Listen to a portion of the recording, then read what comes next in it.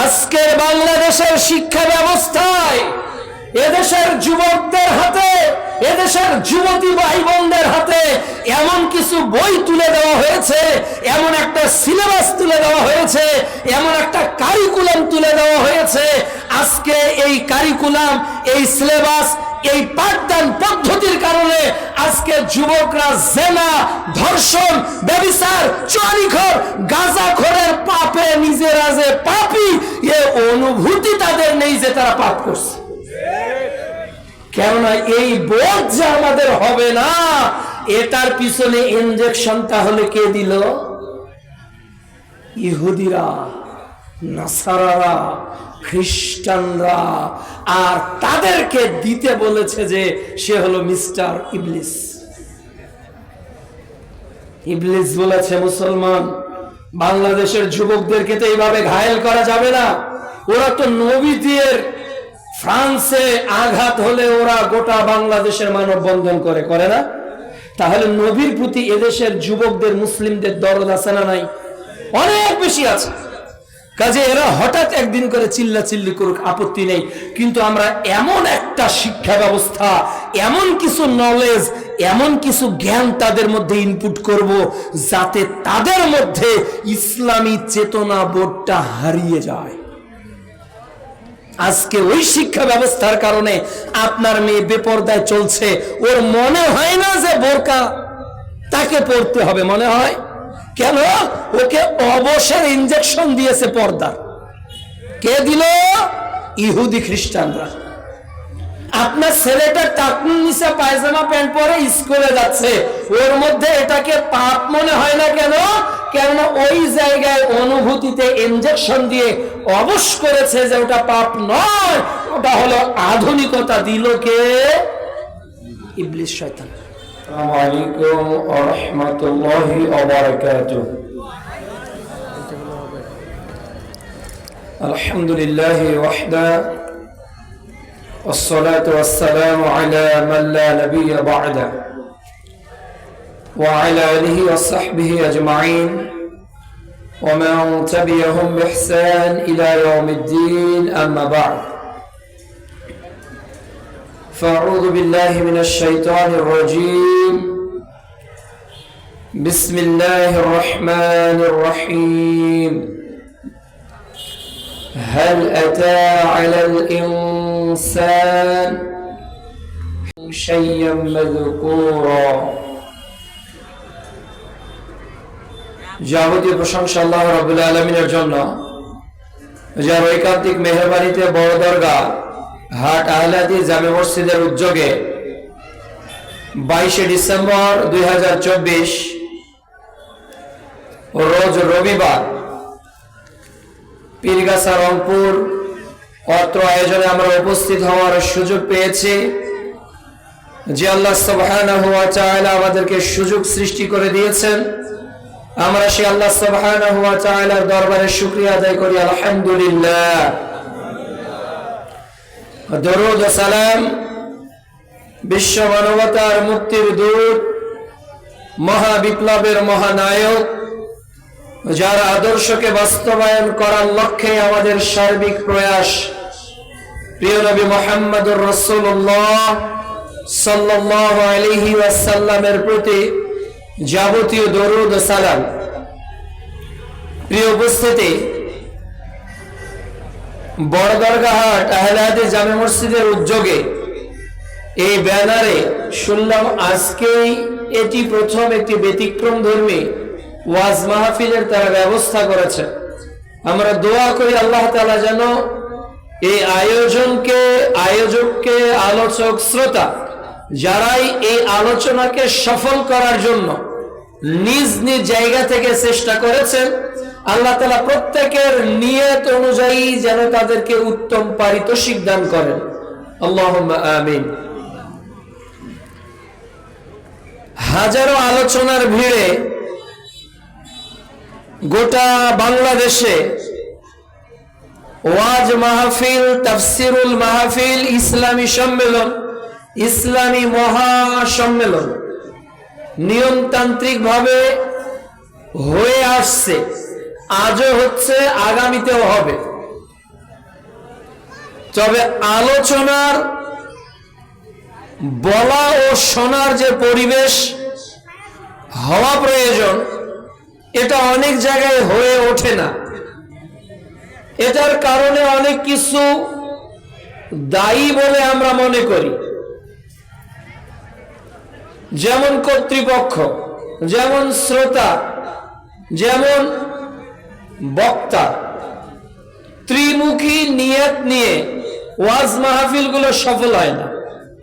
বক্তার উদ্দেশ্য একরকম, যারা শ্রোতা তাদের উদ্দেশ্য আর এক রকম, যারা আয়োজক তাদের উদ্দেশ্য আর এক রকম। প্রত্যেকেই অবজেক্ট একটা, গোল ঠিক করে শুনে বলে আয়োজন করে, যার কারণে হেদায়েতের যে প্রভাব পড়ার কথা ওয়াজ মাহফিলে এটা হয় না। সহিহ বুখারী প্রথম খণ্ডের 1 নম্বর হাদিস, মানুষের কর্ম নির্ভর করে তার নিয়তের উপর। আপনি কেন এখানে আজকে এসেছেন, করছেন মাইসেলফ, আপনি আপনাকে প্রশ্ন করেন তো, যে আমি আব্দুর রহমান আজকে এই বড় দরগা আহলে হাদিস বাজার মসজিদে, যে জামে মসজিদের উদ্যোগে যে প্রোগ্রাম, এখানে আমি কেন এসেছি, কেন বসেছি, কেন আলোচনা শুনছি? পর্দার অন্তরালের যত মা ও বোন এখানে বসে আছেন, তাদের কাছেও আমাদের একই প্রশ্ন, কেন আপনি আজকে এখানে বসে আছেন? কি নিয়ত আপনার? যদি উদ্দেশ্য পরকাল হয়, যদি উদ্দেশ্য এর বিনিময়ে বিচারের মাঠে আল্লাহর সন্তুষ্টি হয়, যদি উদ্দেশ্য এর বিনিময়ে আমল ইমানের সমৃদ্ধির নিয়ত ঠিক থাকে, তাহলে এটা আপনার জন্য দুনিয়াতে কল্যাণ বয়ে নিয়ে আসবে। আর এর বাইরে যদি কিছু হয়, এই ওয়াজ মাহফিলে যতক্ষণ পূর্বের বিদগ্ধ আলোচক আলোচনা করলেন অনেক গোছালো বিষয় ভিত্তিক, আমার পরেও যিনি আলোচনা করবেন অনেক যোগ্যতা সম্পন্ন আলোচক, অনেক দামি দামি কথা আপনাদেরকে শোনাবেন। যদি আপনাদের মাঝখানে নিয়ত ঠিক না থেকে রাত 12টা পর্যন্ত ওয়াজ শোনেন, তাহলে নেকি নিয়ে বাড়িতে যেতে পারবেন না। আর যদি একজন বক্তা, এমনকি আজকের সভাপতি ইয়াকুব ভাইয়ের যদি একটা কথাকে এই মনে করে শোনেন যে উনি ওই ঢাকা থেকে এসেছে, অনেক কষ্ট করে আয়োজন করতেছে যুবক ভাইদেরকে নিয়ে, এখানে উনি একটা কথা বলেছে কোরআন থেকে হাদিস থেকে, আমি আল্লাহ তোমার সন্তুষ্টির জন্য আজকে থেকে মেনে চলবো, তো ওনার ওই একটা কথাই আপনার জীবন পরিবর্তনের জন্য যথেষ্ট, যদি নিয়ত বিশুদ্ধ থাকে। জাহান্নামে শহীদকে প্রশ্ন করা হবে কেন গেল? ও জিহাদ করে শহীদ হয়েছে, কিন্তু শহীদ হয়েছে এজন্য যে মানুষ তাকে বীর খেতাব দিবে, সে অনেক দামি সম্মানী। তো দুনিয়ার মানুষ বলেছে পরকালে সে কিছু পাবে না। যে দানবীর দান করেছে এ উদ্দেশ্যে যে লোকে তার বাবার নামে মসজিদ মাদ্রাসা মক্তব করবে, লোকে তাকে মোহতামিম করবে, লোকে তাকে সেক্রেটারি সভাপতির আসনটা দিবে, এ নিয়তে সে দান করেছে, এ নিয়তে সে জায়গা দিয়েছে, এ নিয়তে সে অর্থ কড়ি খরচ করেছে। যদি উদ্দেশ্য এই হয়, তাহলে এই অর্থ ব্যয়ের পিছনে কিয়ামতের মাঠে কোনো বিনিময় হবে না। যদি উদ্দেশ্য এই হয় যে আমি কত ঢং করে কথা বলতে পারি, আমি আপনাকে কতটা আলোচনা দিয়ে মজাতে পারি, আমি আপনার কানটাকে কত সুন্দর করে শোনার পরিবেশ তৈরি করতে পারি, এই যদি আমাদের আলোচকদের উদ্দেশ্য হয়, আমরা মাসে 30টা কেন, মাসে যদি দিনে সকালে রাতে 3টা করে 90টা প্রতি মাসে প্রোগ্রাম করি, আর উদ্দেশ্য যদি শ্রোতার সন্তুষ্টি থাকে, কমিটির সন্তুষ্টি থাকে, তো বাংলাদেশে লক্ষ লক্ষ আলোচক যারা ওয়াজ মাহফিলে আলোচনা করে মানুষকে শরীয়তের কথাগুলো প্রচার করছে, এর বিনিময়ে তারা কিয়ামতের দিন কোনো নেকিয়ে পাবে না।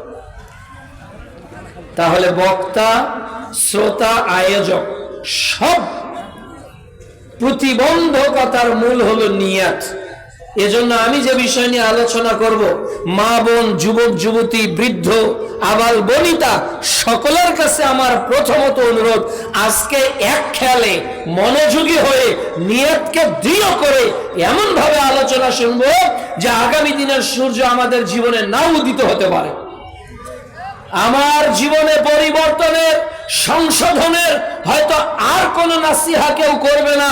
আজকের এই বড় দরগার ওয়াজ মাহফিল থেকে এমন ভাবে আমি নাসিহা নিয়ে বাড়ি যাব, এমন ভাবে জীবন পরিবর্তনের নিয়তে এখানে বসে গেলাম। যদি এই নিয়তে আপনার বসা হয়ে যায়, রাসূল সাল্লাল্লাহু আলাইহি ওয়াসাল্লাম বলছেন, আল্লাহ তাআলা ওই সকল ব্যক্তিদেরকে বলবেন, ফেরেশতাদেরকে সাক্ষী রেখে, যে আমি তাদের অতীতের পাপগুলোকে মাফ করে দিলাম। আল্লাহ যেন আমাদের নিয়তকে পরিশুদ্ধ করার তৌফিক দান করেন। সকলে বলে আল্লাহুম্মা আমিন। আমার বিষয় আপনারা শুনেছেন, যুব সমাজের অধঃপতনের কারণ ও প্রতিকার, সংশোধনী। সূরা হুজুরাত অধ্যায় 49 আয়াত 10। আল্লাহ বলছে মুমিনরা ভাই ভাই, তারা একজন আরেকজনকে কি করবে? ইসলাহ করবে, সংশোধন করবে। টুয়ার্ডস হিউম্যান, এর ভুল করবে এটা মানুষের একটা নেচার না। তিরমিজি 2499 নম্বর হাদিস, রাসূলুল্লাহ সাল্লাল্লাহু আলাইহি ওয়াসাল্লাম বলেন, প্রত্যেক আদম সন্তানই পাপী। উত্তম পাপী যে ফিরে আসে, যে ভুলটাকে বুঝতে পেরে ভুল সংশোধন করে, এই ব্যক্তি হলো সফল। তো তার মাধ্যমে আপনাদের অনেকের এটা সংশোধন হয়ে যাবে। সেটা হলো এই, একটু আগে আমার একটা গজল শুনলাম, তাই না? গজল শুনলাম না? তো গজলের আগে উনি সালাম দিয়েছেন, সালাম দেননি? আসসালামু আলাইকুম ওয়া রাহমাতুল্লাহি তাআলা ওয়া বারাকাতুহু। এই যে তাআলা শব্দ, এটি হাদিসের শব্দ থেকে চয়নকৃত নয়। হাদিসে এসেছে আসসালামু আলাইকুম, মুহাম্মদ সাল্লাল্লাহু আলাইহি সাল্লাম বললেন 10। আর একজন বললেন আসসালামু আলাইকুম ওয়া রাহমাতুল্লাহ, মুহাম্মদ সাল্লাল্লাহু আলাইহি সাল্লাম বললেন 20। আর একজন বললেন আসসালামু আলাইকুম ওয়া রাহমাতুল্লাহি ওয়া বারাকাতুহু, মুহাম্মদ সাল্লাল্লাহু আলাইহি সাল্লাম বললেন 30। এর বাইরে সালামের আর কোন শব্দ যুক্ত করার বিধান শরঈ মুহাম্মাদিতে নাই। কাজে আজকের পর থেকে আপনার সালামে যাতে তাআলা কারো যুক্ত না হয়। আমরা বক্তা থেকে ইলম যে সংগ্রহ করি, এটা তার বাস্তবতা। আমরা কিতাব থেকে ইলম সংগ্রহ করি না, করি কার কাছ থেকে? বক্তাদের কাছ থেকে। যদি আপনাকে বলা হয় আপনি এটা বললেন কেন, শুধু তার কথা বলছি না, স্যার তো ছেলে মানুষ, যুবক মানুষ। কিন্তু আমরা যারা বলি, আমরা প্রতিনিয়ত যারা বলি, তাদেরকে যদি জিজ্ঞাসা করা হয় যে আসসালামু আলাইকুম ওয়া রাহমাতুল্লাহি তাআলা ওয়া বারাকাতুহু, আল্লাহর দেওয়া এই দুই চোখ দিয়ে কোন হাদিসের কিতাবে বাংলা অনুবাদ, উর্দু অনুবাদ, ইংরেজি অনুবাদ, ফার্সি অনুবাদ, যে কোনো বঙ্গ অনুবাদের হাদিস গ্রন্থে আল্লাহর দেওয়া এই দুই চোখে তাআলা শব্দ খুঁজে পাওয়া যাবে? খুঁজে পাওয়া যাবে না। কেন বলে? বলতেছে তো অমুক বলেছে, অমুক ডক্টরেট, অমুক অমুক বিশ্ববিদ্যালয়ে পড়ুয়া বলেছে। তিনি কি না থাকলে বলেন? আমাদের ডকুমেন্ট কি? বক্তা। অথচ ইলম নিতে হবে কোত্থেকে? কোরআন ও সুন্নাহ থেকে।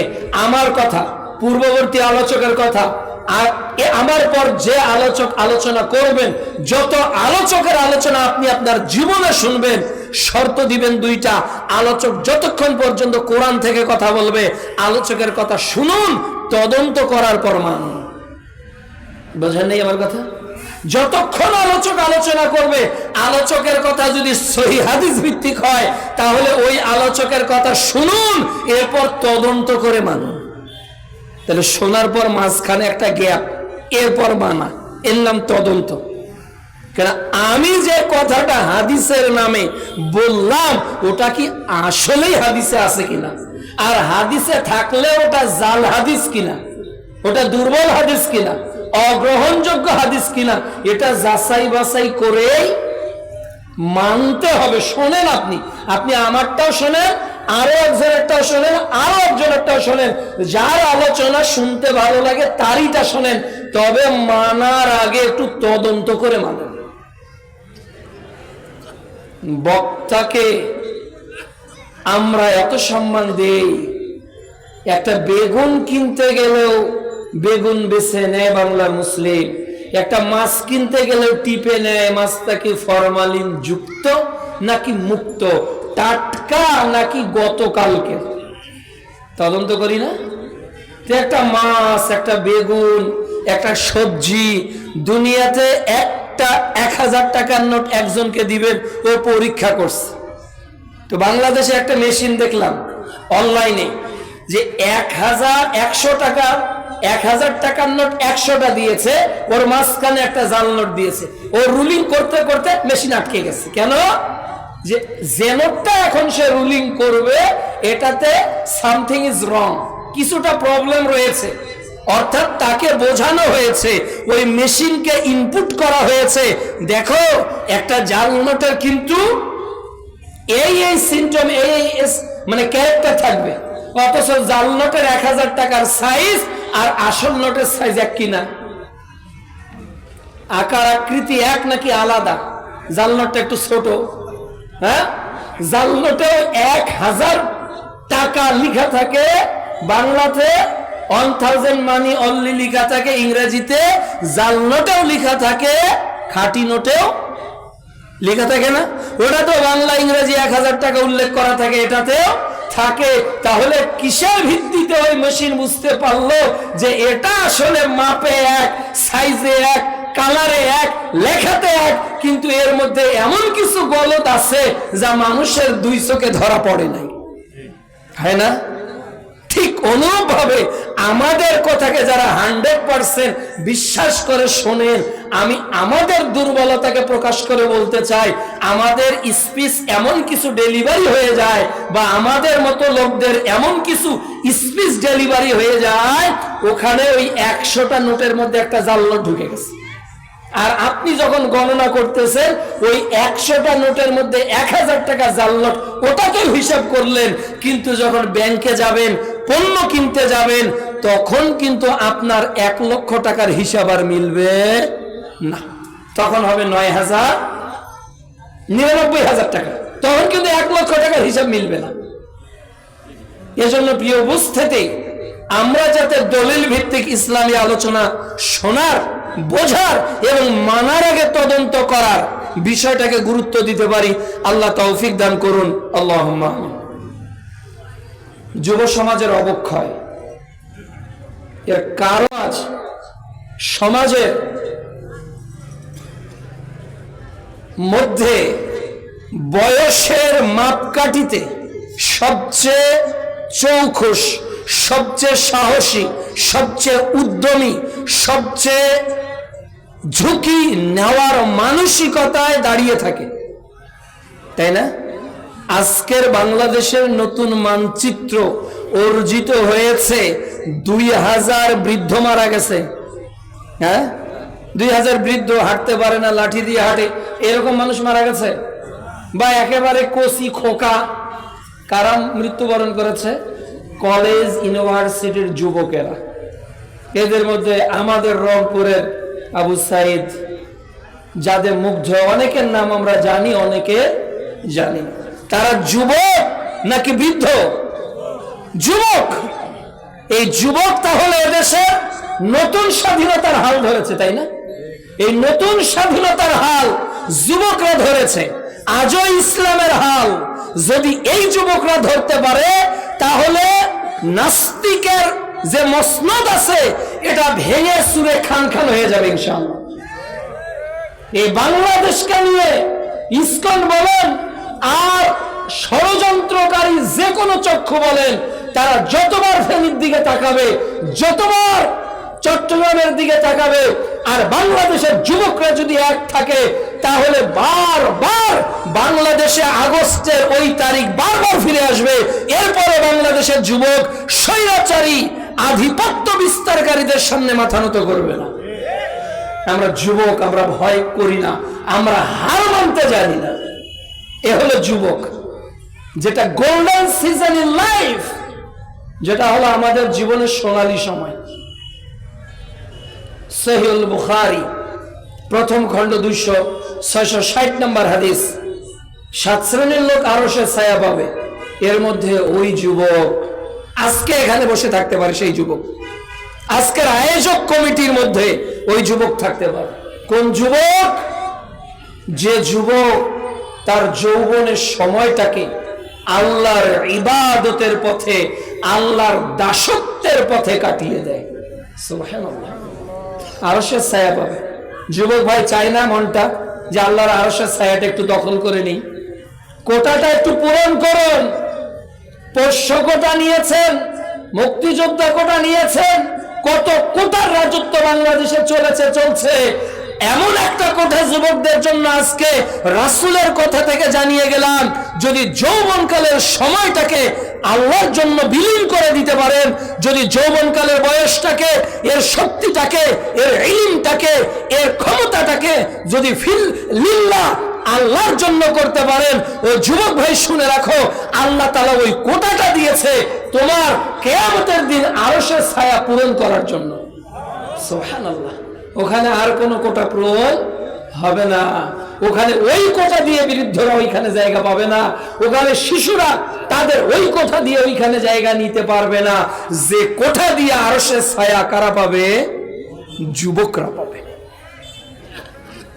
এই যৌবনকালটা স্রষ্টাকে, এই যৌবনকালের স্রষ্টাকে বলেন তো, যুবক ভাইরা বলেন, যৌবনকালের স্রষ্টাকে আল্লাহ।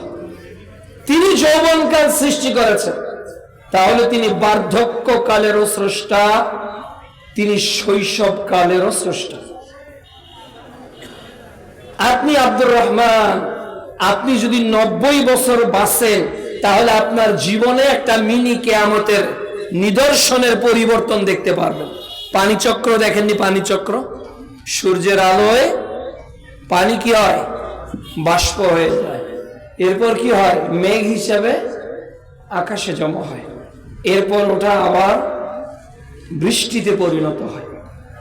এই যে সার্কেলিং, আমাদের লাইফেও কিন্তু একটা সার্কেলিং চলছে।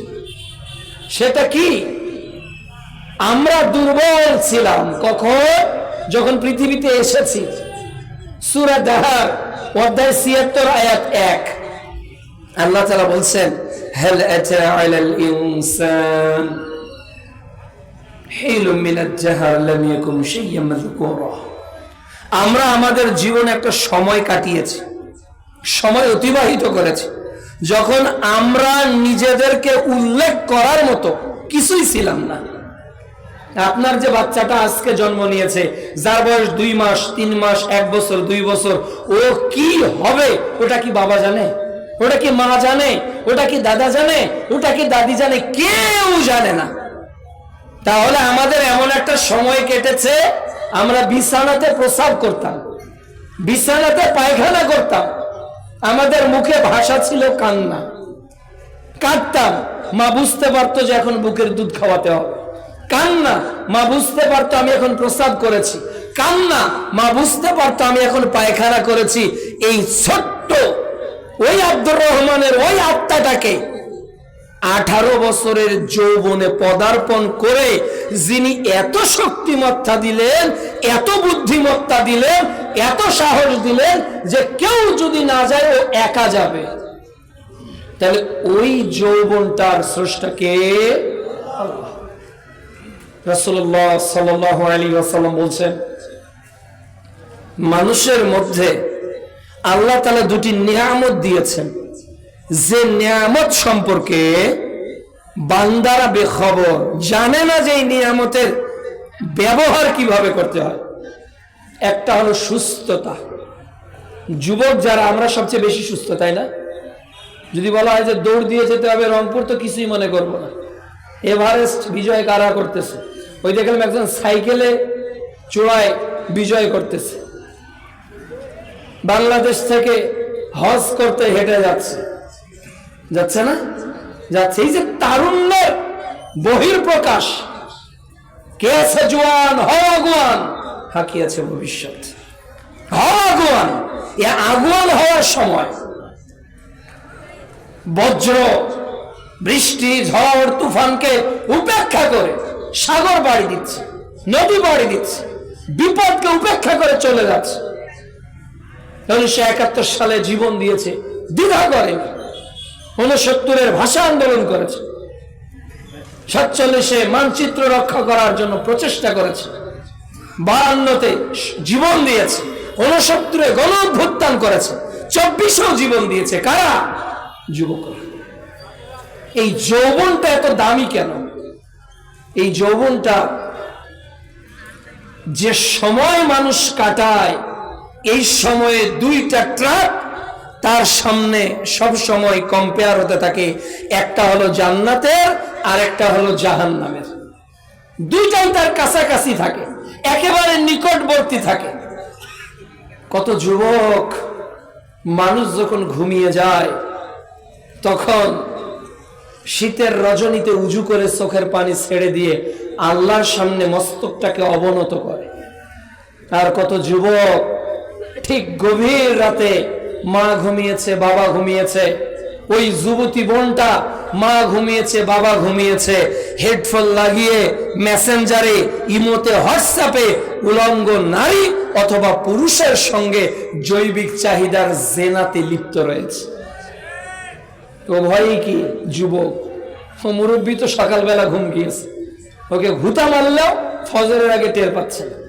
তোর মধ্যে রিপুই নেই, কিন্তু আমার মধ্যে সেই রিপু আছে।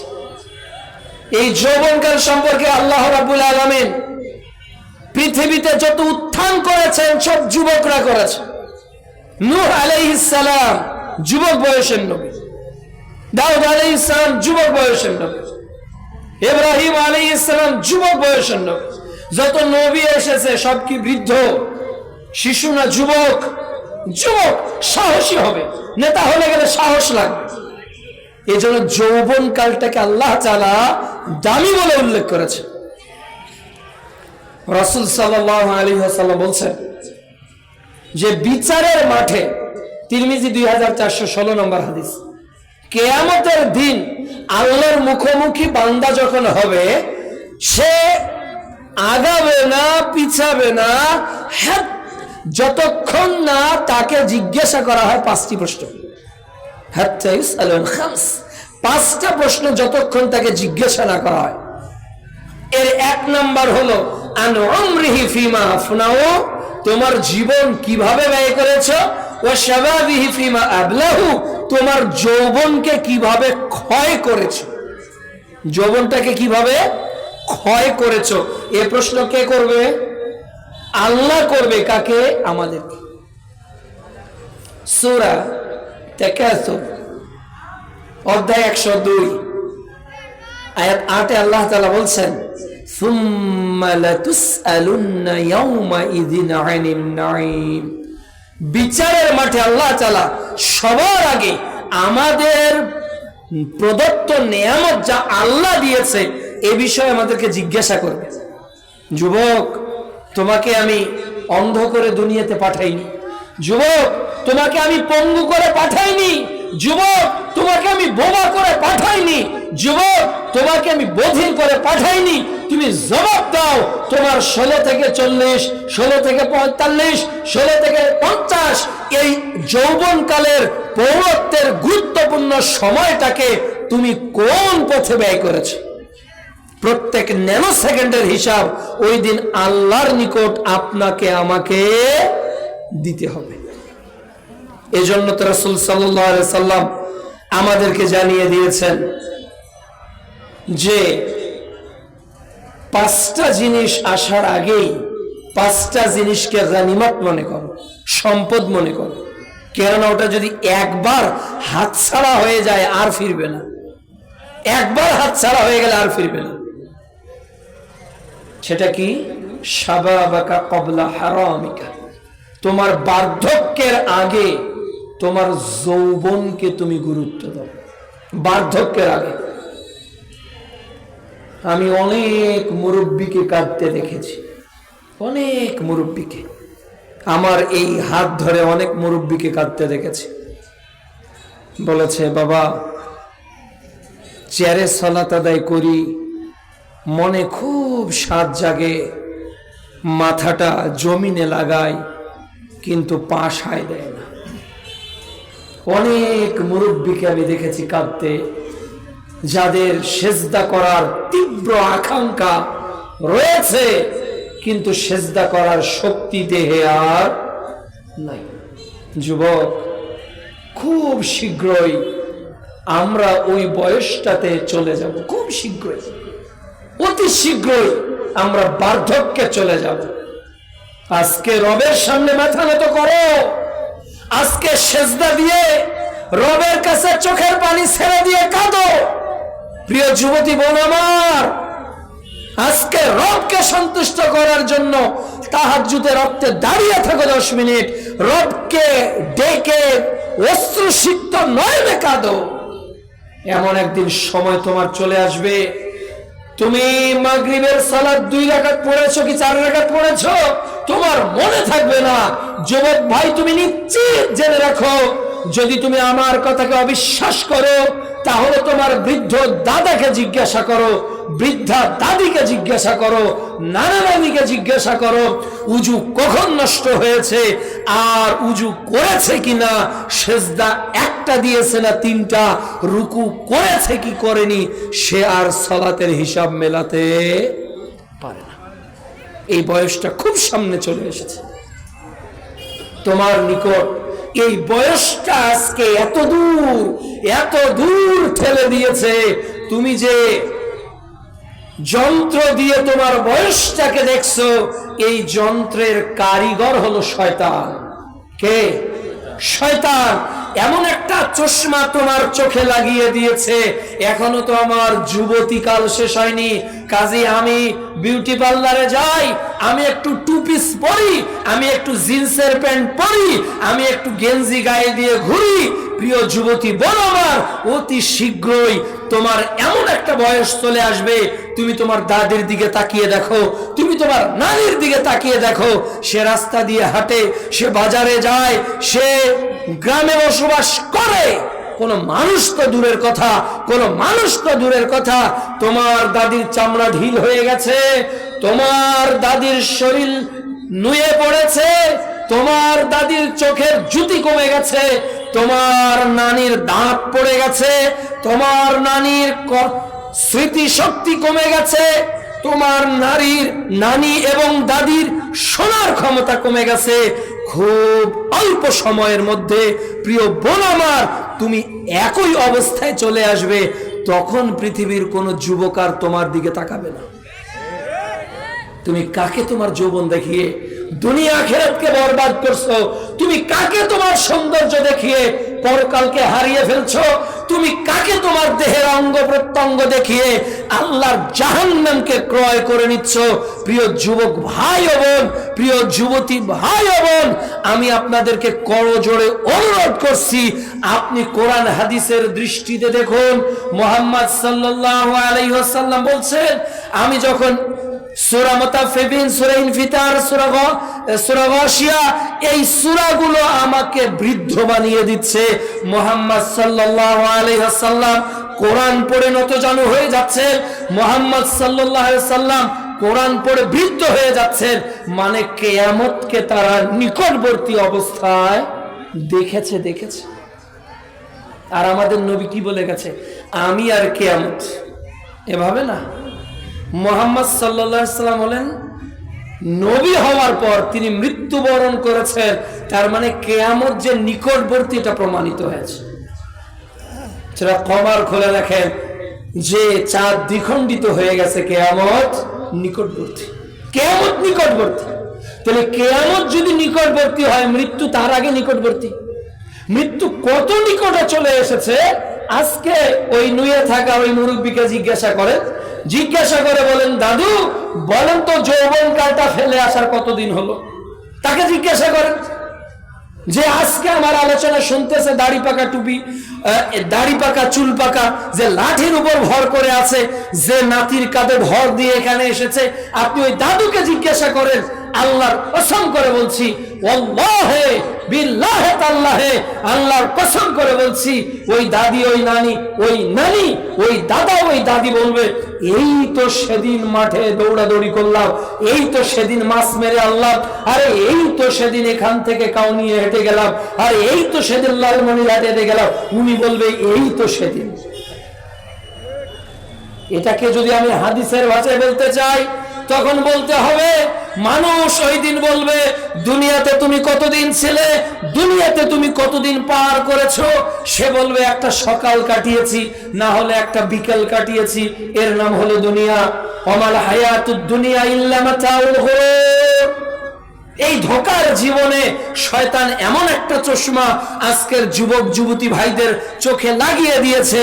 তাদের চোখের সামনে রয়েছে ফ্রি ফায়ার, চোখের সামনে রয়েছে বিভিন্ন কিছু, আর তার বৃদ্ধকালকে দেখাচ্ছে এখনো 500 বছর পর। যুবকদের ইবাদত আমল দেখে মনে হয় যে এখনো 2-4 বছর পর বোধহয় ওরা মারা যাবে, 2-4 হাজার বছর পর, এখন আর মরবে না। প্রিয় উপস্থিতি, এই জন্য যৌবন কালটা আল্লাহ তাআলা দামি বলেছেন। এই কালের ইবাদত আল্লাহর নিকট বেশি গ্রহণযোগ্য, এই কালের জবাবদিহিতা বিচারের মাঠে আগে হবে। এই কাল বৃদ্ধকাল আসার আগে মূল্যায়ন করতে হবে। এই যৌবন কালে আজকে আমাদের সমাজের অধপতন কেন? আজকে যুবকরা প্রগতির নামে, আজকে যুবকরা আধুনিকতার নামে, আজকে যুবকরা বিভিন্ন তথ্য উপাত্তের মাধ্যমে ইসলামের দিকে এগিয়ে যাচ্ছে নাকি জাহিলিয়াতের দিকে? বলতে ইসলাম না জাহিলিয়াতের দিকে? জাহিলিয়াতের দিকে। যুবকদের অধপতনের একটি প্রধান কারণ হলো আজকে যুবকদের মধ্যে ইসলামী চেতনাবোধ নেই। যুবকদের মধ্যে ইসলামী চেতনাবোধ নেই, অর্থাৎ যুবকদেরকে এমন স্লো পয়জন তাদের রক্তের মধ্যে পুশ করা হয়েছে যে তার রক্তের কার্যকারিতা হারিয়ে ফেলেছে। উদাহরণ দিলে বুঝতে পারবেন। আপনারা কি ডেন্টিস্টের কাছে কখনো গিয়েছেন? জাননি অনেকে গিয়েছেন, বা আপনাদের অনেকের হাত কেটে গিয়েছিল, পা কেটে গিয়েছিল, যে কারণে আপনার সেলাই করতে হয়েছিল, এমন পরিবেশ হয়নি?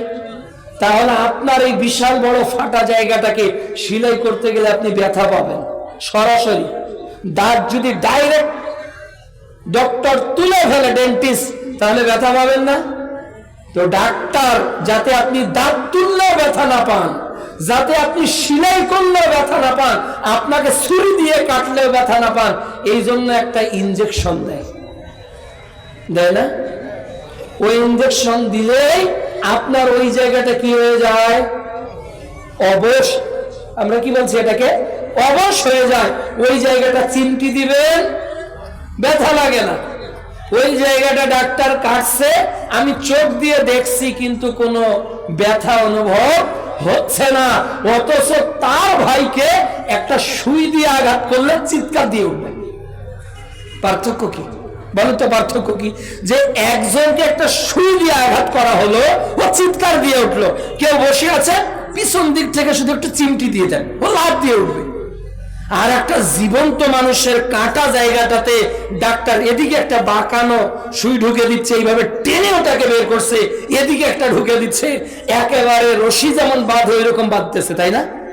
এরপরেও সে কোনো কথা বলে না, তার মধ্যে কোনো অনুভূতি নেই। কেন? কেননা ওই জায়গা কাটলেও, ওই জায়গাটা ছিঁড়লেও, ওই দাঁত তুলিয়ে ফেললেও ওর জায়গাটাতে এমন একটা ইনজেকশনকে পুশ করা হয়েছে যে ওই জায়গায় কি হবে এই অনুধাবন শক্তি সে হারিয়ে ফেলেছে।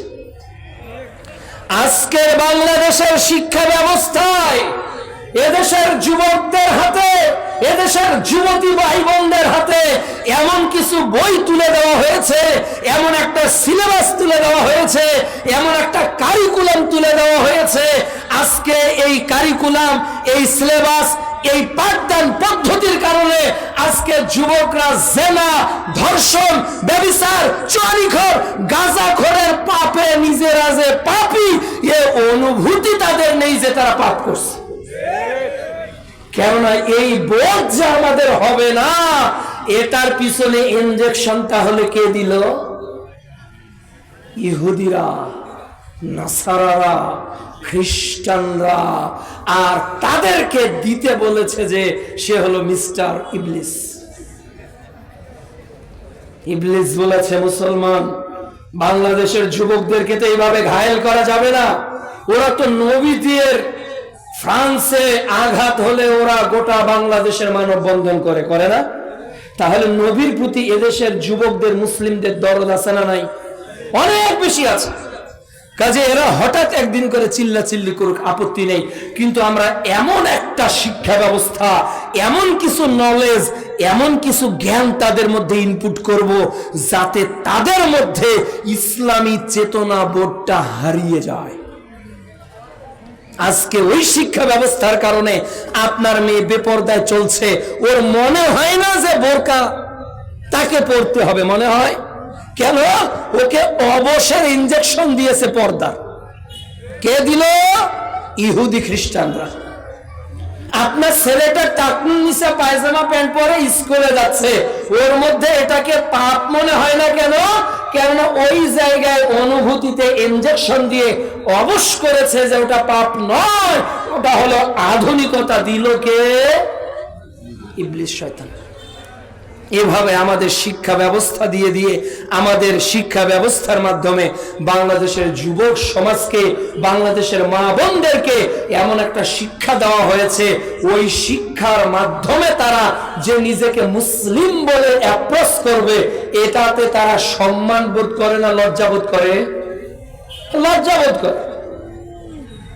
এটা বাস্তবতা।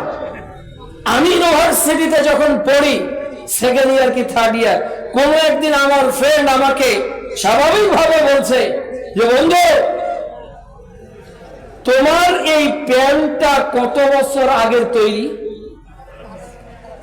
কেন? তো বলতেছে অনেক আগের। মনে হয় না হলে এত লম্বা তুমি হয়ে গেছে যে প্যান্টটা উপরে উঠে গেছে তোমার। ও মনে করেছে প্যান্ট মানেই রাস্তা ঝাড়ু দিতে হবে, প্যান্ট মানেই টাকনু ঢেকে রাখতে হবে। এই শিক্ষা ওকে দেওয়ার মাধ্যমে ওর মধ্যে এই বুঝটাকে এমন ভাবে বদ্ধমূল করা হয়েছে, ও টাকনুর উপর যদি একটু প্যান্টটা খাটো হয়ে যায় ওকে ঠ্যাঙ্গা ঠ্যাঙ্গা লাগবে, এই জন্য ওই এই প্যান্ট পরতে চায় না। তাহলে এই যে ইনপুট, এটা কি করছে? এটা শয়তান। তাহলে যুবকদের অধপতনের এক নাম্বার কারণ কি? অবক্ষয়ের যুবক যুবতী, মেয়ে আর ছেলে যারাই হোক না কেন, তাদের অবক্ষয়ের এক নাম্বার কারণ হলো তাদেরকে এমন একটা শিক্ষা দেওয়া হয়েছে যে শিক্ষার মাধ্যমে তাদের ব্রেনকে, তাদের মেধাকে ইসলাম থেকে ডাইভার্ট করা হয়েছে, কনভার্ট করা হয়েছে। হয়নি যাদের তারা কারা? হয়নি যাদের তারা কারা? তাহলে এটা আপনি বুঝতে পারবেন যে এই যে বললাম যে দুইটা ট্রাক আমাদের মাঝখানে, এটা হয়নি কার মধ্যে? ওই মাদ্রাসায় চলে যান, মাদ্রাসায় চলে যান আপনি, রংপুরে যান দারুস সুন্নাহ মহিলা মাদ্রাসায়, তো দেখবেন যে ওখানে একটা মেয়ে শিশু শ্রেণীতে পড়তেছে, ও মুখ ঢেকে এসেছে, ও মাথা ঢেকে এসেছে, ও বোরকা পরে এসেছে, ও হাত খুলতে চায় না, ও মুখ খুলতে চায় না। কেন? যে এটা আমার মাহরাম নয়। তাহলে এই 8 বছর 10 বছরের বাচ্চা যখন দারুস সুন্নাহ মহিলা মাদ্রাসায় পড়ে, বা আর যখন কোনো বালক বালিকা মাদ্রাসায় পড়তেছে, সে মুখ খুলতে চায় না। আর প্রাইমারির বাচ্চারা মাথায় কাপড় দিয়ে যে যেতে হবে এটা জানি না। তাহলে what's the difference between this and that education system? এইটা এবং ওইটা, এই দুই এডুকেশন সিস্টেমের মধ্যে পার্থক্য কি? একটা চালায় আল্লাহ এবং তার রাসূলের নীতি, আর একটা স্বয়ং শয়তান নেতৃত্ব দিয়ে চালায়, যার কারণে আমাদের মধ্যে এই রিপুটা দমে গিয়েছে। 2 নাম্বার, পিতা মাতার উদাসীনতা। ওইদিকে কিছু আয়াত দিই যে জ্ঞানের কারণে এটা হচ্ছে। কেন? সূরা ফাতির অধ্যায় 35 আয়াত 28 আল্লাহ তাআলা বলছেন, যারা জানে তারাই আমাকে ভয় করে। যারা জানে তারাই ভয় করে। তাহলে আপনার সন্তানকে ওই ইলম শিখতে দেওয়া হচ্ছে না, আপনার সন্তানকে ওই জ্ঞান জানতে দেওয়া হচ্ছে না, যে জ্ঞান জানলে ওর মধ্যে নেতার ভয় তৈরি না হয়ে আল্লাহর ভয় তৈরি হয়, ওর মধ্যে সিসিটিভি ক্যামেরার ভয় তৈরি না হয়ে রবের ভয় তৈরি হবে। এই জ্ঞানটা শেখানো হচ্ছে না। আর আল্লাহ বলছে সূরা ফাতিরের 28 নম্বর আয়াতে যে আমাকে ভয় করে যারা জ্ঞানী। সূরা জুমার অধ্যায় 39 আয়াত 9 আল্লাহ তাআলা বলছে যারা জানে আর যারা জানে না এরা কখনোই সমান হতে পারে না। আলো অন্ধকার রোদ্দুরে ছায়া, চক্ষুষ্মান অন্ধ, জীবিত মৃত। সূরা ফাতির অধ্যায় 35 আয়াত 19, 20, 21, 22 এই চারটা যেমন সমান নয়, জানা এবং অজানা লোক কখনো সমান হতে পারে না। 2 নাম্বার পিতামাতার উদাসীনতা, যার কারণে যুবকদের অধঃপতন। আচ্ছা, একটা যুবক কি একদিনে সিগারেট খাওয়া শিখেছে? কি মনে হয়? একটা মেয়ে কি একদিনেই ড্রাগ এডিক্টেড হয়েছে? কি মনে হয়? একদিনও হয়নি, একদিনও হয়নি। কেন? আল্লাহ একটা মানুষ তৈরি করার জন্য পেটে 9 মাস 10 দিন, আল্লাহর সিস্টেমই, তাই না? তো আল্লাহ তো 2 দিনে করতে পারত। যেদিন শুক্রকে ডিম্বাণুতে ঢুকেছে ওর পরের দিনই বাচ্চা বড় হয়ে যেত, এর পরের দিনই বের হতো। আল্লাহ এই সিস্টেম করতে পারতো না? আল্লাহ পারতো কি পারতো না? আল্লাহ পারতো, আল্লাহর জন্য এটা ব্যাপারই। কিন্তু আল্লাহ সিস্টেম মেনটেন করলেন। একটা শুক্রকীট, একটা ডিম্বাণু, এটা 8টা পর্যন্ত এসে বড় হয়ে পৃথিবীতে বের হতে আল্লাহ সময় নিয়েছে 9 মাস 10 দিন, কম বেশি। তাহলে ওই বাচ্চাটা এরপর হাঁটা শিখলো, গরুর বাছুর হয়েই আধা ঘন্টা পর দৌড়াদৌড়ি করে, লাফালাফি করে না? তাহলে মানুষ তো গরুর বাচ্চার থেকে দুর্বল। একটা গাভীর বাচ্চা হওয়ার পর ও একদিনে বড় দরকার গোটা বাচ্চা দৌড়াদৌড়ি করবে, কিন্তু আপনার বাচ্চা 1 কদম হাঁটার শক্তি নাই। তাহলে মানুষ দুর্বল না? তাহলে এই দুর্বল মানুষ একদিনে খারাপ পথে যায়নি। খারাপ পথে যাওয়ার পিছনে প্রিন্সিপাল ভূমিকা হলো মা ও বাবার। মা বাবাই একটা সন্তানকে ভুল পথে নিয়ে যায়, খারাপ পথে নিয়ে যায়। সন্তানটা সিগারেট খায়, সন্তানের যদি 5% দোষ থাকে তাহলে 95% দোষ হলো বাবা ও মার। বাবা মার প্রমাণ দিয়ে এখান থেকে যাব, প্রমাণ দিয়ে যাব। আল্লাহ কি বলেছে? সূরা তাহরিম অধ্যায় 66 আয়াত 6, নিজে বাঁচো পরিবারকে বাঁচাও, নিজে বাঁচো পরিবারকে বাঁচাও। যে পরিবারকে বাঁচাবেন কিভাবে? পরিবারকে বাঁচাবেন কিভাবে? দেখবেন আমরা যখন স্পিড বোর্ডে উঠি, স্পিড বোর্ডে দেখবেন যে একটা লাইফ জ্যাকেট দেয়, তাই না? কেন দেয়? যাতে পড়ে গেলে নিজেকে বাঁচাতে পারি। আপনি দেখবেন যখন আপনি বিমানে উঠবেন তখন দেখবেন যে বিমানবালায় যারা থাকে তারা বলতেছে আপনাকে যে যদি রেড সিগন্যাল আসে তখন আপনার করণীয় কি, আপনার বেল্টের নিচে কি করবেন, আপনার গায়ে কি পরবেন, একটা ইনস্ট্রাকশন দিচ্ছে না? তার মানে বিপদ মুহূর্তে আপনি কি করবেন এটা প্রোটেকশনের জন্য ওয়ে বলা হচ্ছে কি হচ্ছে না? হচ্ছে। তাহলে আপনার কি মনে হয় না যে আল্লাহ তাআলা বলছে যে কু আনফুসাকুম ওয়া আহলিকুম নারা, আহলকে জাহান্নাম থেকে বাঁচাবো কিভাবে, এর গাইডলাইন আল্লাহ বলে দেয়নি? এর গাইডলাইন কি? The holy Quran and authentic hadith by prophet Muhammad রাসূলুল্লাহ সাল্লাল্লাহু আলাইহি ওয়াসাল্লাম। তিনি গাইডলাইন বলেছেন, বাবা কোরআন দিয়ে সন্তানকে গড়াও, নবীর হাদিস তার মধ্যে আদর্শ রূপে প্রতিস্থাপন করো। কয়জন বাপ সন্তান জন্ম নেওয়ার পর, মেয়ে জন্ম দেওয়ার পর তাকে জাহান্নাম থেকে বাঁচার জন্য জ্ঞান শিখান, তাকে জ্ঞান শিখান কিভাবে ডাক্তার হওয়া যাবে, কিভাবে ইঞ্জিনিয়ার হওয়া যায়, কিভাবে বিসিএস ক্যাডার হওয়া যাবে, কিভাবে জেলা স্কুলে চান্স পাওয়া যাবে, কিভাবে মেডিকেলে চান্স পাওয়া যাবে। এই জ্ঞানটার পিছনে বাপ মা দাদা দাদি সব কিছু একত্রিত করে সন্তান পড়তে চায় না, ওকে বই দিয়ে সন্তান এর ওজন 8 কেজি, সন্তানের ওজন 5 কেজি, ওর পিঠে 8 কেজি বই দিয়েছি, পড়বি না?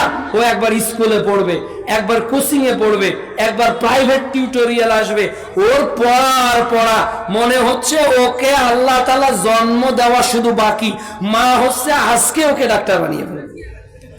আছে না বাপ মা এরকম? আচ্ছা, সন্তান এমনিতেই মাতাল হয়ে যায় না, এর পিছনে দায়ী হলেন আপনি যারা আজকে পর্দার অন্তরালে আলোচনা শুনছেন। হুট করে আপনার মেয়ে বয়ফ্রেন্ড খুঁজে পায় না, হুট করে আপনার ছেলে গার্লফ্রেন্ড খুঁজে পায় না, এর পিছনে দায়ী কে? বাপ মা দায়ী।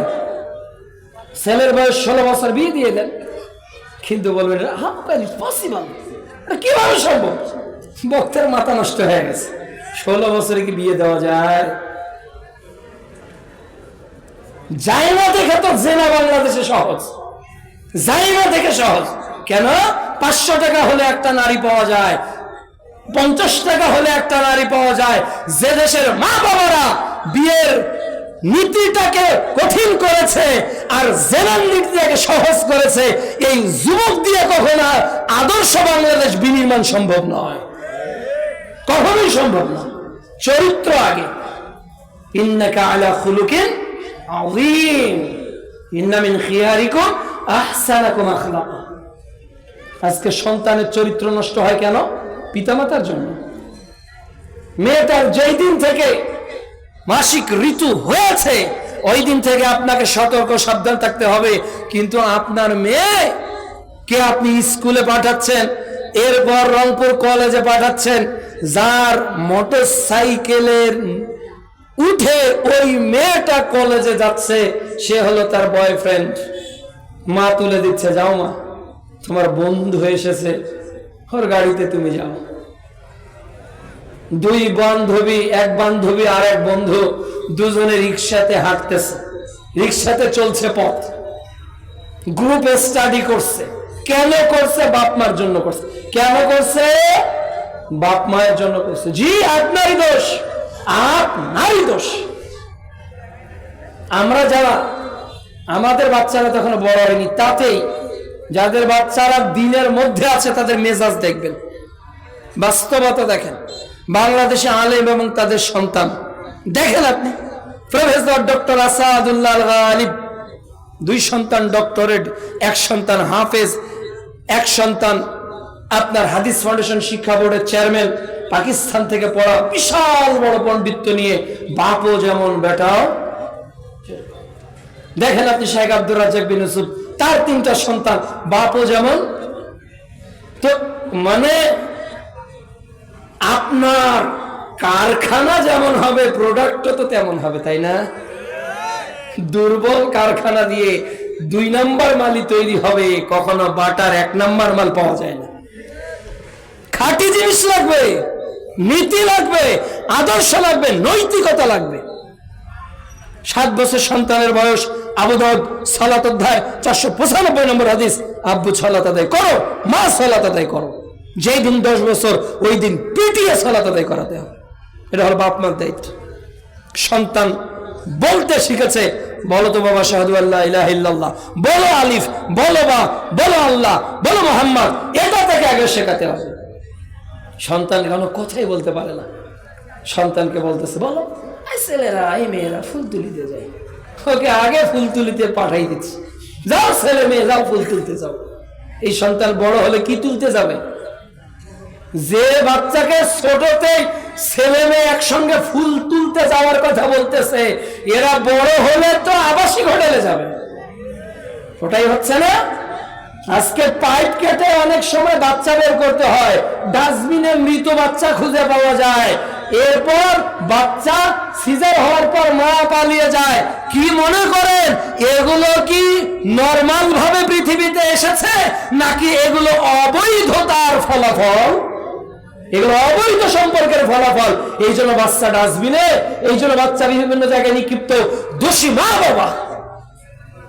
সহিহ বুখারী 1386 নম্বর হাদিস, আবু হুরায়রা রাদিয়াল্লাহু তাআলা আনহু থেকে বর্ণিত, তিনি বলছেন মুহাম্মদ সাল্লাল্লাহু আলাইহি ওয়াসাল্লাম বলেছেন, কুল্লু মাউলুদু ইউলাদু ইউলাদু আলাল ফিতরা, প্রত্যেক সন্তান মুসলমানের যে ফিতরাত এটার উপর জন্মগ্রহণ করে। তার বাবা মা তাকে ইহুদি বানিয়ে দেয়, তার বাবা মা তাকে অগ্নি উপাসক বানিয়ে দেয়। তাহলে যুব সমাজ ধ্বংস হচ্ছে কেন? যুব সমাজের আগে হাতে জাতীয় কবির বই তুলে দিয়েছি, এরপর বাংলাদেশের জাতীয় নেতার বই তুলে দিয়েছি, এরপর বাংলাদেশের পাঠ্যপুস্তক তুলে দিয়েছি, কিন্তু আল্লাহর দেওয়া কিতাব আগে সন্তানের হাতে তুলে দেই নাই।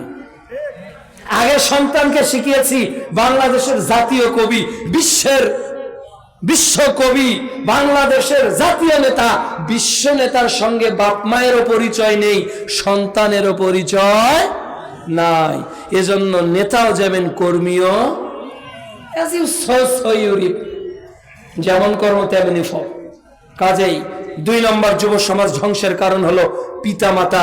আজকে পিতামাতা দায়িত্বহীন আচরণ করতেছেন।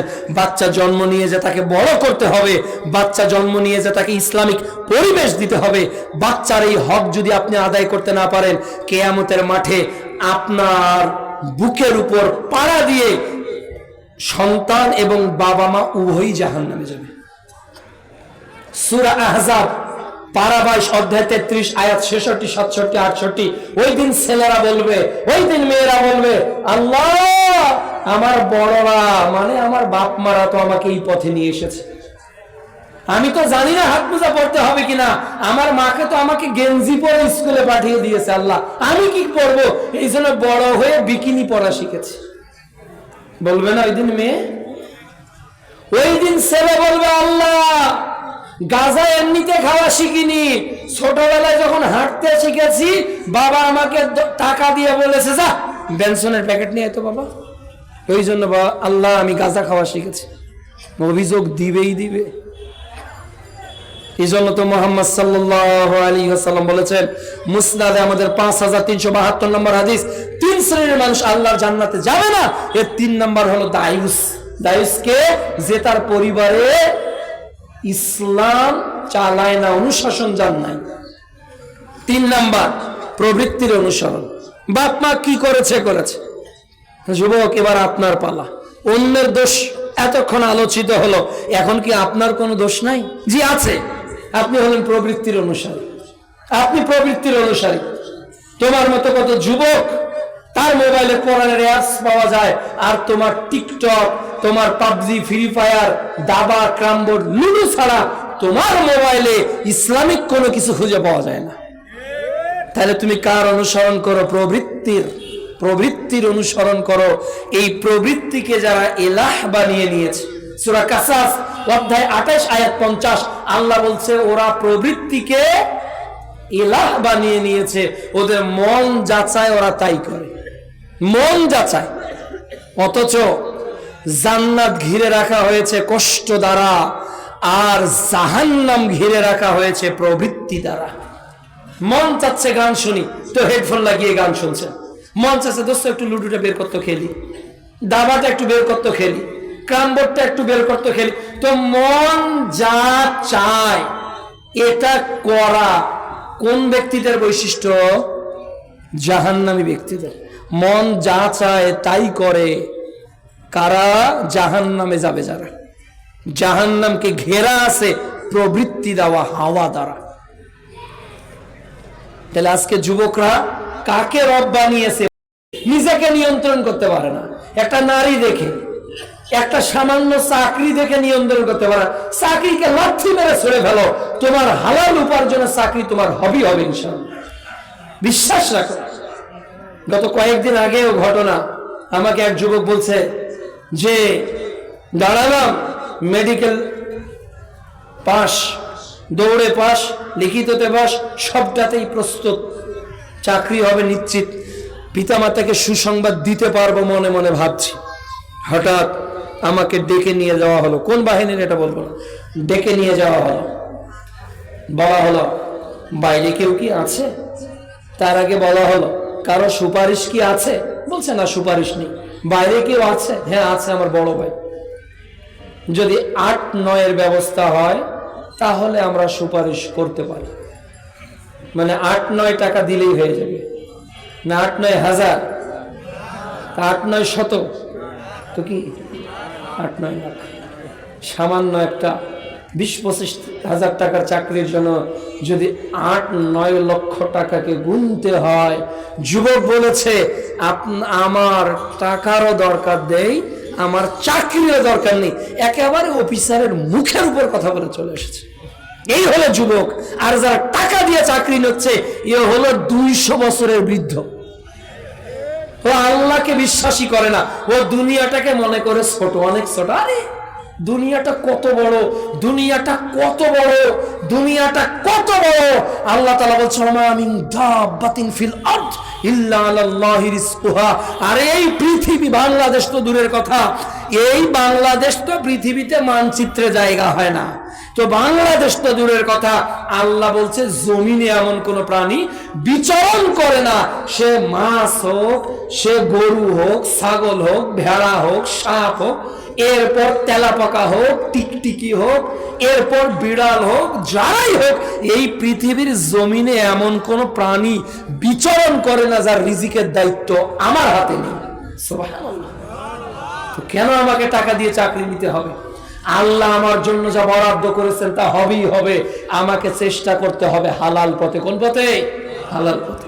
কিন্তু যুবকরা আমার কি করি, প্রবৃত্তির অনুসরণ করে বলি বাবা চাকরি হবে কিন্তু 20 লাখ লাগবে, 18 লাখ লাগবে।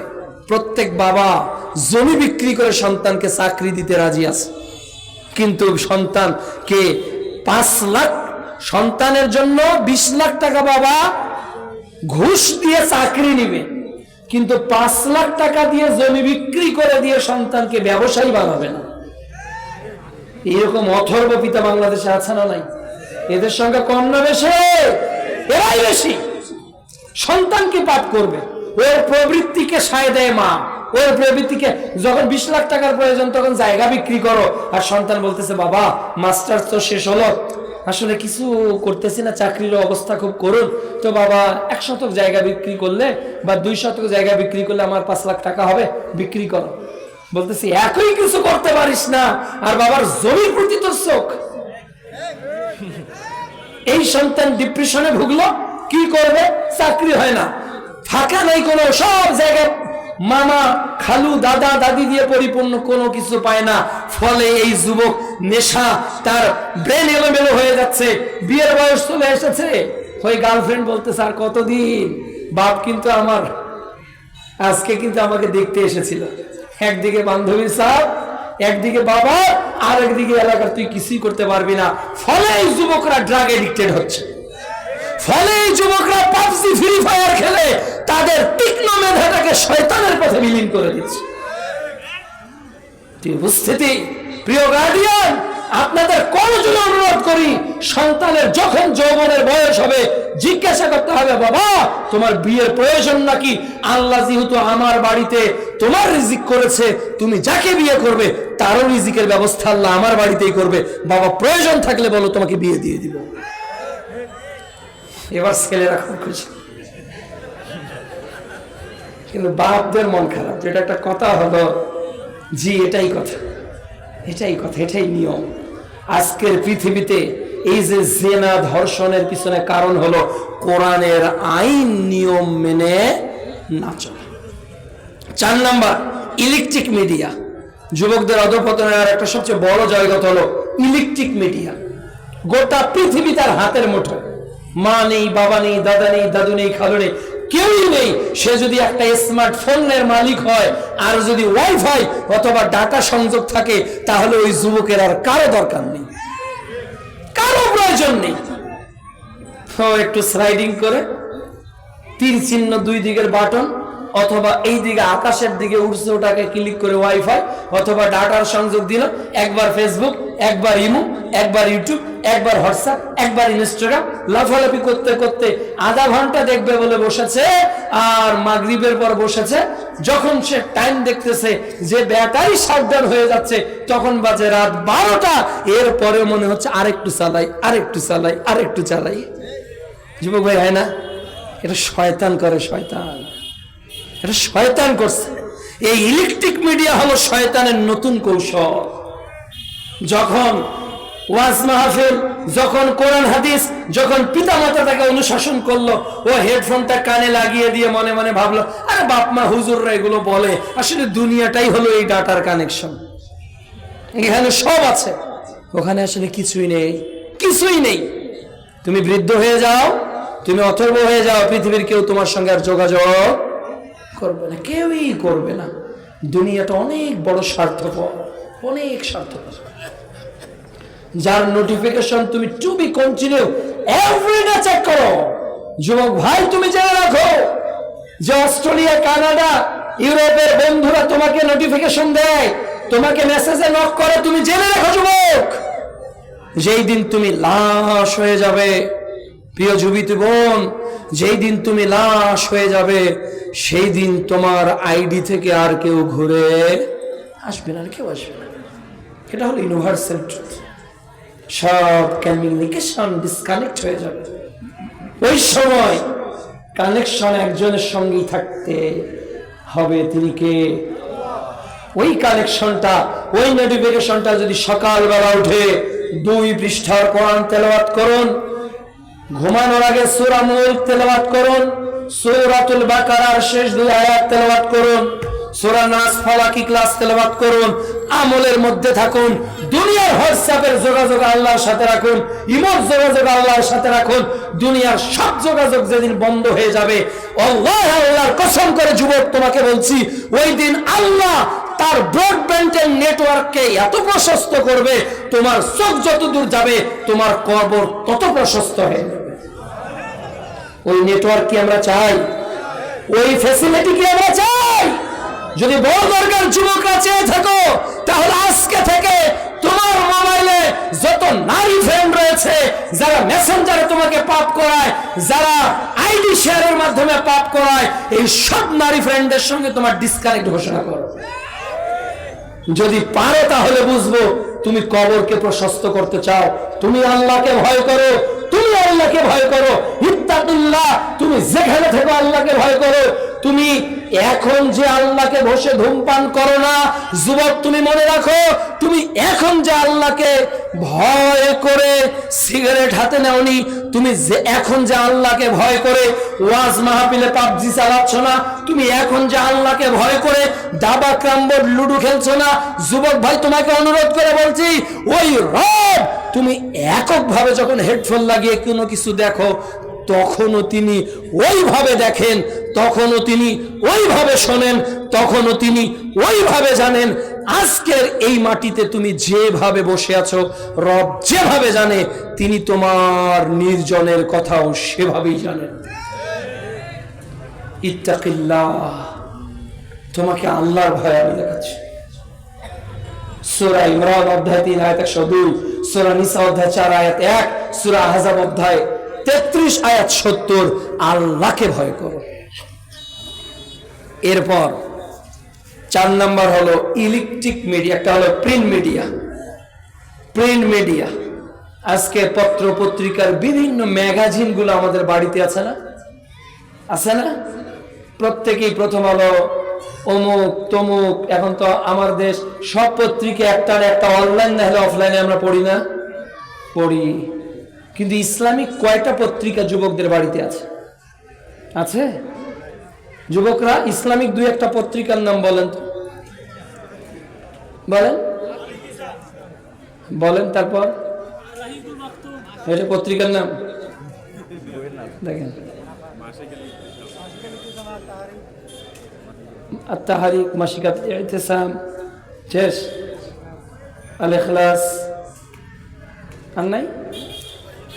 যে বাংলাদেশের পত্রিকার নাম বলা শুরু করি, বলেন তো, বলেন কয়টা পত্রিকার নাম জানি? প্রথম আলো, হ্যাঁ, এরপর এরপর এরপর এরপর এরপর এরপর এরপর এটাই হলো ট্রুথ। দেখছেন, মানে আমি এখন আঙুল উঠাতেই ক্লান্ত হয়ে যাব। কিন্তু আপনার ইসলামিক পত্রিকা একটা বেলা আল ইতিসাম, আত-তাহরিক, আল ইখলাস আর খুঁজে পাচ্ছেন না। তাহলে আমরা ইসলামী প্রিন্ট মিডিয়ার সঙ্গে কানেক্টেড না, কানেক্টেড না। কেন? ওগুলো পড়লে তো আর বিসিএস ক্যাডার হওয়া যাবে না। যাবে? ওগুলো পড়লে কি নিবন্ধন হবে? ওগুলো পড়লে কি কলেজের প্রফেসর হওয়া যাবে? যাবে না তো। এই আবু জাহেল মার্কা শিক্ষা ব্যবস্থা থাকার কারণে, কিন্তু ইসলামিক শিক্ষা ব্যবস্থা যেই দিন আসবে, ওই দিন যে রাসূলের জীবনী জানে না, সে কোনোদিনও বিসিএস ক্যাডার হতে পারবে না। যেই দিন পৃথিবীতে ইসলাম আসবে, ওই দিন যারা কোরআন জানে না, তারা কলেজের প্রফেসর হওয়া তো দূরের কথা, যারা কোরআন পড়তে জানে না, তারা প্রাইমারি ঝাড়ুদারেরও চাকরি পাবে না। উপস্থিতি, এই জন্য প্রিন্ট মিডিয়া আজকে যুব সমাজ ধ্বংসের অন্যতম কারণ। আজকে প্রিন্ট মিডিয়ার বিভিন্ন পেপার পত্রিকাগুলো আমাদেরকে আল্লাহ থেকে ডাইভার্ট করতেছে, দুনিয়ামুখী করতেছে, পরকাল বিজাতীয় দর্শন বা মতবাদের অনুসরণ। আমরা অন্যের মতবাদ বা দর্শনকে কি মনে করি? আধুনিকতা মনে করি। আধুনিকতা। আপনার ছেলেটা হঠাৎ রোনাল্ডো কাকা বিভিন্ন খেলোয়াড়ের কাটিং দেয় না, মাথার চুল দেয় না? আপনি সেলুনে যাবেন, বিভিন্ন ছবি দেওয়া থাকে। আচ্ছা বলেন তো, একটা স্টাইলও কি আল্লাহ রসুলের, সাহাবীদের, নবী রাসূলদের? তাহলে এই যে চুলের কাটিং এদেশের সেলুন গুলোতে দেখতে পাওয়া যায়, এই কাটিং গুলো সাপ এবং সেপ ইহুদি নাসরাদের প্রমোট করার জন্য তারা লাগিয়েছে। এরা ইহুদি নাসরাদের দোষর। আর বলতেছে আমাকে ওই কাটিং দাও, আমাকে ওই স্টাইলস করো। আবার এদিকে চুলের এক কালার, ওদিকে আর এক কালার।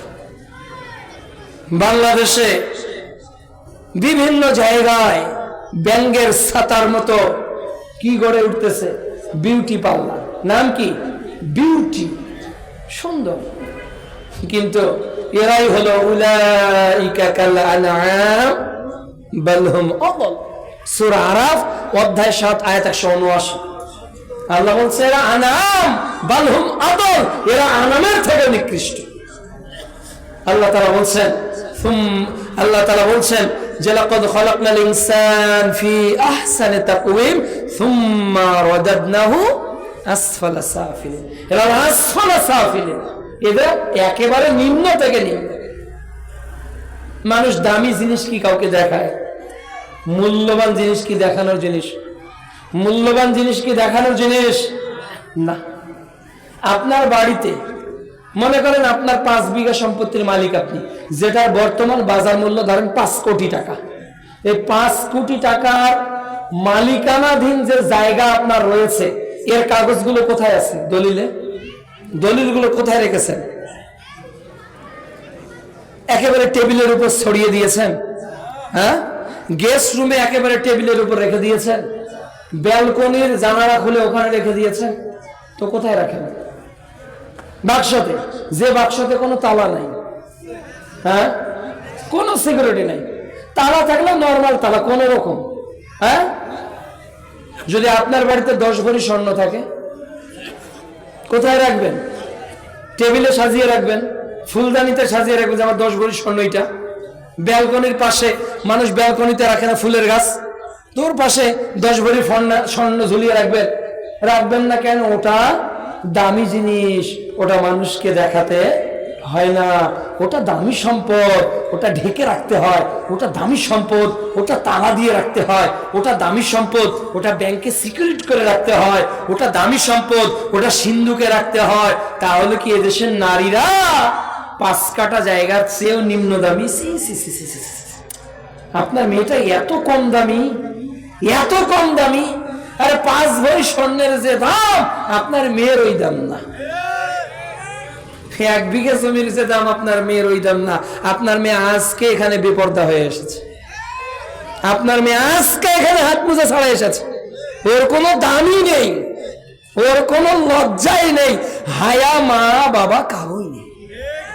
যদি দামি হতো ঢেকে রাখতো, যদি দামি হতো সিকিউরিটি দিয়ে রাখতো। শোনো, বাইরে যখন যাবে পর্দা করে যাবে, হাত মোজা পরে যাবে, পা মোজা পরে যাবে, সুন্দর করে নিজেকে ঢেকে চলবে।